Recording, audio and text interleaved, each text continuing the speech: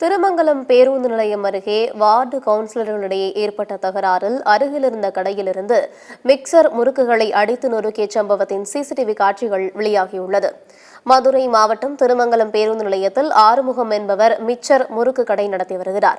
இவரிடம் பணம் கொடுப்பது, வட்டிக்கு வாங்குவது சம்பந்தமாக திருமங்கலம் 1வது வார்டு கவுன்சிலர் சிவமுருகன் மற்றும் 3வது வார்டு கவுன்சிலர் பெல்ட் முருகன் ஆகியோர் கடந்த 6ஆம் தேதி இரவு கடைக்கு வந்து தகராறில் ஈடுபட்டனர். மேலும் அந்த கடையிலிருந்த முறுக்கு, அதிரசம், மிக்சர் போன்றவற்றை தள்ளிவிட்டு அராஜகத்தில் ஈடுபட்டனர். இது சம்பந்தமாக திருமங்கலம் நகர் காவல்துறையினர் விசாரணை நடைபெற்று வருகிறது.